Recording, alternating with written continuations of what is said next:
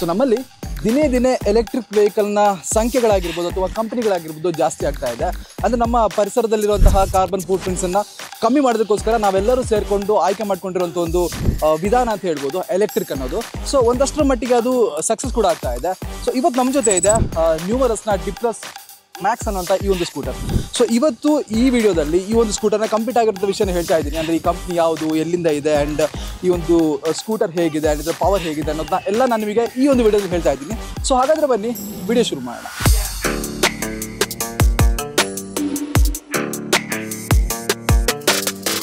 ಮೊದಲಿಗೆ ನ್ಯೂಮರಸ್ ಅಂದರೆ ಏನು ಅಂತ ನೋಡೋಣ. ಸೊ ನಾವು ಈ ಒಂದು ನಂಬರ್ನ ಕೇಳೇ ಇರ್ತೀವಿ, ಈ ಒಂದು ಹೆಸರನ್ನ ಕೇಳೇ ಇರ್ತೀವಿ.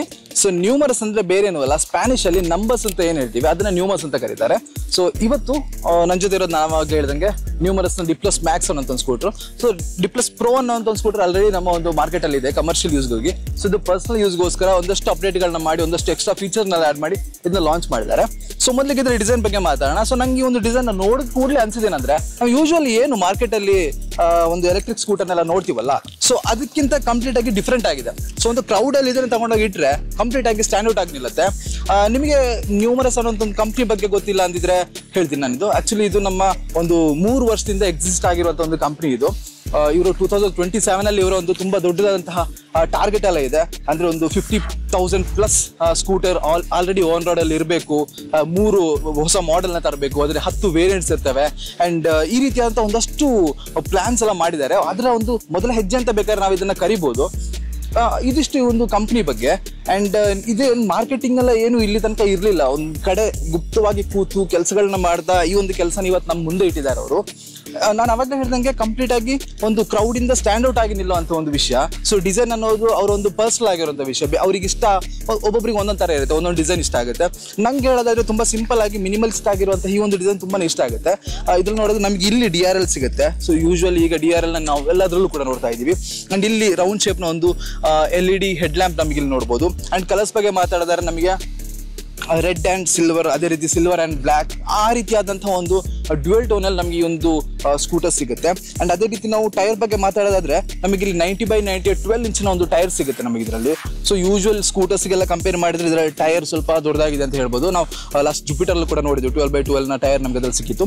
ಅಂಡ್ ಅದೇ ರೀತಿ ನಮಗೆ ಇಲ್ಲಿ ಫ್ರಂಟ್ ಅಲ್ಲಿ ಟೆಲಿಸ್ಕೋಪಿಕ್ ಸಸ್ಪೆನ್ಷನ್ ಸಿಗ್ತಾ ಇದೆ. ಅಂಡ್ ರಿಯರ್ ಅಲ್ಲಿ ಅಡ್ಜಸ್ಟಬಲ್ ಟೆಲಿಸ್ಕೋಪಿಕ್ ಸಸ್ಪೆನ್ಷನ್ ನಮ್ಗೆ ರಿಯರ್ ಅಲ್ಲಿ ಸಿಗ್ತಾ ಇದೆ. ಅಂಡ್ ಸೈಡ್ ಅಲ್ಲಿ ನೋಡೋದಾದ್ರೆ ತುಂಬಾ ಮಿನಿಮಲ್ ಆಗಿರುವಂತಹ ಡಿಸೈನ್ ಅಂತ ಹೇಳ್ಬೋದು ನಮಗೆ ಇಲ್ಲಿಂದ. ಅಂಡ್ ಇಲ್ಲಿ ನಮಗೆ ಒಂದು ವೈಟ್ ಕಲರ್ ನ ಒಂದು ಆಕ್ಸೆಂಟ್ ನ ಕೂಡ ಕೊಟ್ಟಿದ್ದಾರೆ. ಅಂಡ್ ಇದು ಮೈನ್ ಆಗಿರುವಂತಹ ಒಂದು ಡಿಫರೆನ್ಸ್. ಇದು ಆಕ್ಚುಲಿ ಡ್ಯುಯಲ್ ಸೀಟ್ ಅಲ್ಲಿ ಬರುತ್ತೆ. ಅಂಡ್ ಲಾಸ್ಟ್ ನಾವು ನೋಡಿದಾಗ ಇದರಲ್ಲಿ ಒಂದು ಸೀಟ್ ಇರಲಿಲ್ಲ, ಅಂದ್ರೆ ಇನ್ನೊಂದು ಮಾಡೆಲ್ ಅಲ್ಲಿ. ಬಟ್ ಇದು ನಮಗೆ ಆಕ್ಚುಲಿ ಪರ್ಸನಲ್ ಯೂಸ್ಗೆ ಅಂತಾನೆ ಮಾಡಿರುವಂಥದ್ದು. ಅಂಡ್ ಇದಿಷ್ಟು. ಅಂಡ್ ರಿಯರ್ ಅಲ್ಲಿ ಬಂದಾಗ ನಮಗೆ ಕಾಣುವಂಥದ್ದು ಟೇಲ್ ಲ್ಯಾಂಪ್ ಆಗಿರ್ಬೋದು, ಇಂಡಿಕೇಟರ್ಸ್ ಆಗಿರ್ಬೋದು, ಅದನ್ನ ನಾವಿಲ್ಲಿ ನೋಡ್ಬೋದು. ಅಂಡ್ ಇದಿದೆಯಲ್ಲ, ಇದು ಆಕ್ಚುಲಿ ತುಂಬಾ ರಗಡ್ ಆಗಿರುವಂಥದ್ದು ಸ್ಕೂಟರ್. ಯಾಕಂದ್ರೆ ಸ್ಕ್ವೇರ್ ಚೇಸಿಸ್ ಅಲ್ಲಿ ಮಾಡಿರುವಂಥ ಸ್ಕೂಟರ್ ಇದು. ಸೊ ನಮಗೆ ತುಂಬಾ ಏನ್ ಹೇಳಿ ತುಂಬಾ ಟಫ್ನೆಸ್ ಆಗಿರ್ಬೋದು, ತುಂಬಾ ರಗಡ್ನೆಸ್ ಆಗಿರ್ಬೋದು ನಮಗೆ ಇದರಲ್ಲಿ ಕಾಣ್ಬೋದು. ಅಂಡ್ ಇನ್ನು ಇವ್ನ ಮೇಲೆ ಸ್ಕೂಟರ್ ಅಲ್ಲಿ ಕೂತು ಇದರ ಒಂದು ಸೀಟಿಂಗ್ ಪೊಸಿಷನ್ ಬಗ್ಗೆ ಮಾತಾಡ್ತೀನಿ. ಸೊ ನಮಗೆ ಇದು ಡಿಸೈನ್ ಒಂದು ಸ್ವಲ್ಪ ವಿಯರ್ಡ್ ಅಂತ ಅನ್ಸಿದ್ರು ಕೂಡ ಕೂತಾಗ ನಮಗೆ ಯೂಶುವಲಿ ಎಲ್ಲ ಒಂದು ಸ್ಕೂಟರ್ಸ್ನ ಓಡಿಸುವಂಥ ರೀತಿಯಾದಂತಹ ಡಿಸೈನ್ ನಾವಿಲ್ಲಿ ನೋಡ್ಬೋದು.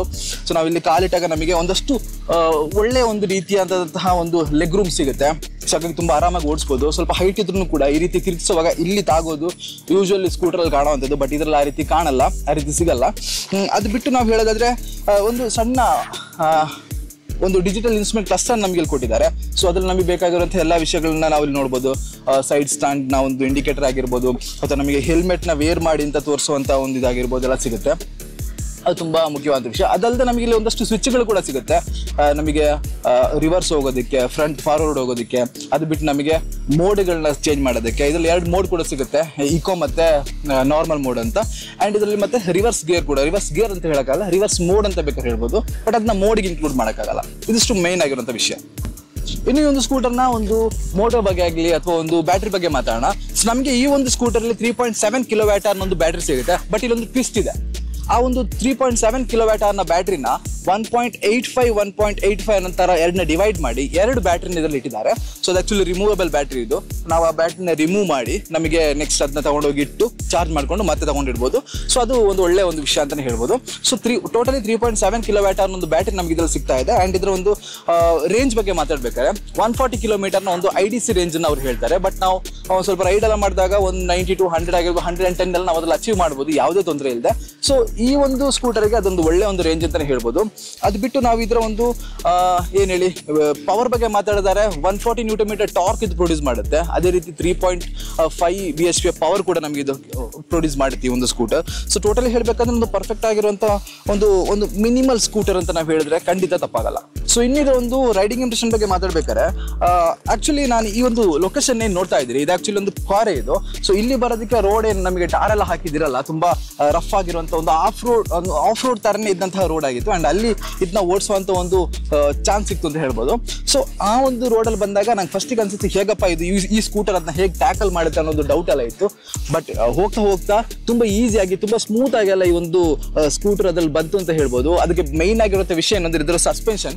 ಸೊ ಸಸ್ಪೆನ್ಷನ್ ಬಗ್ಗೆ ಮಾತಾಡ್ಬೇಕಾದ್ರೆ ನಾನು ಅವಾಗಲೇ ಹೇಳಿದ್ದೀನಿ, ಫ್ರಂಟ್ ಅಲ್ಲಿ ಟೆಲಿಸ್ಕೋಪಿಕ್ ಇದೆ, ರಿಯರ್ ಅಲ್ಲಿ ನಮಗೆ ಅಡ್ಜಸ್ಟೇಬಲ್ ರಿಯರ್ ಸಸ್ಪೆನ್ಷನ್ ನಮಗೆ ಸಿಗ್ತಾ ಇದೆ.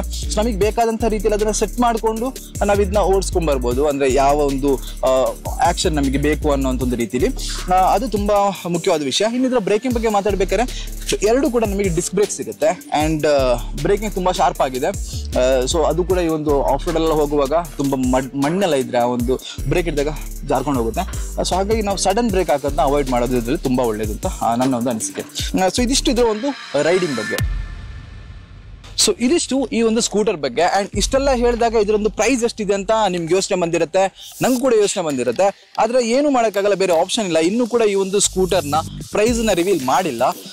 ಸೊ ಹಾಗಾಗಿ ನಾವು ಅದನ್ನ ವೆಯ್ಟ್ ಮಾಡಲೇಬೇಕು. ನಿಮ್ಮ ತರ ನಾವು ಕೂಡ ಅದು ರಿವೀಲ್ ಆಗೋದಕ್ಕೆ ವೆಯ್ಟ್ ಮಾಡಲೇಬೇಕು. ಇದರ ಪ್ರೈಸ್ನ ಯಾವಾಗ ರಿವೀಲ್ ಮಾಡ್ತಾರೆ ಅಂತ ಏನಾದ್ರು ಕೇಳೋದಾದ್ರೆ ಮುಂಬರುವಂತಹ ಒಂದು 17-18ಕ್ಕೆ ಏನು ಭಾರತ್ ಮೊಬಿಲಿಟಿ ಅಥವಾ ಆಟೋ ಎಕ್ಸ್ಪೋ ಅಂತ ಏನ್ ಕರಿತೀವಿ ಆ ಒಂದು ಪ್ರೈಸ್, ಆ ಒಂದು ಟೈಮಲ್ಲಿ ಇದರ ಒಂದು ಪ್ರೈಸ್ ನಾವು ರಿವೀಲ್ ಮಾಡೋದು ನಮಗೆ ಇಲ್ಲಿ ತನಕ ಬಂದಿರುವಂತ ಇನ್ಫಾರ್ಮೇಶನ್.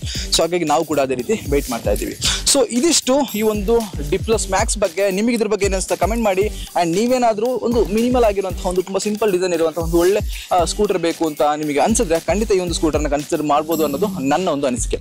ಸೊ ಇಲ್ಲಿಗೆ ಈ ವಿಡಿಯೋನ ಮುಗಿಸ್ತಾ ಇದ್ದೀನಿ. ಸೊ ಮತ್ತೊಂದು ವಿಡಿಯೋ ಮತ್ತೆ ಸಿಗೋಣ. It's me Abhishek Mohan Das signing off.